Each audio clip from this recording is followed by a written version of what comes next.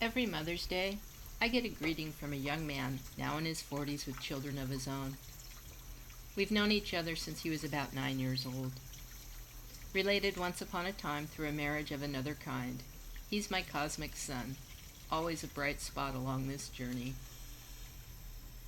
There was a Mother's Day back in 1973 that wasn't such a bright day, when every one of us, including my dad, forgot my mom. We lived in an emotional war zone, abandoned by the day-to-day struggle of parents trapped in the lie of upward mobility, also known as the middle class, both of them seeking solace outside of the remnants of the place we called home. My mom was a Christmas baby. She hated playing second fiddle to the King of Kings, especially as a child when holiday gifts often doubled as birthday gifts.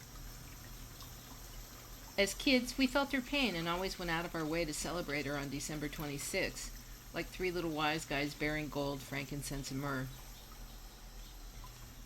I can see how a Christmas birthday would create a need for recognition around the calendar. But we were children caught in the maelstrom of an unhappy marriage. It was all we could do to get up in the mornings, feed ourselves a bowl of cereal, and get off to school on time. There was no indication from any of the adults in our world that the Sunday approaching was the Holy of Holies, Mother's Day.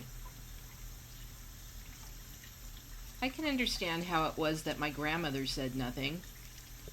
She and my mother were even more dysfunctional than my mother and I, playing the martyr cards between them in a game called Who is the Biggest Victim?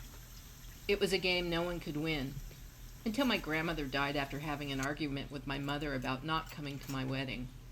A wedding I never wanted, but was pushed into because my mother wanted an event so she could shine for God only knows who. Thankfully, I broke up with the boy she insisted I marry, and would insist I at least think about marrying throughout her journey with chemotherapy and cancer. I think she needed something to look forward to as she struggled with her mortality. And, like my grandmother, she would die before getting the last word on casting me into a bad marriage. But that would be many years after the forgotten Mother's Day. My dad and I were to blame. I was banished to my room for the day. I'm sure my dad paid a heavier guilt toll. So on Monday afternoon, when school let out, I gathered the few dollars I had saved from babysitting and went to the pharmacy where I bought comic books and candy. More of a sundries than a pharmacy, like a forerunner to the model of Rite Aid or Walgreens or CVS. I can't recall if I got her a Mother's Day card or just a blank card so I could write my own words.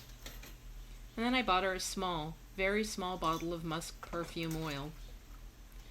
Looking back, I think I was filled more with guilt and fear over her reaction to my belated acknowledgement of her. I knew this gesture wasn't going to make anything better, but it was worth the try. At least I would lighten the load off my sister and brother who were younger and didn't understand why we needed to acknowledge the reign of our mom.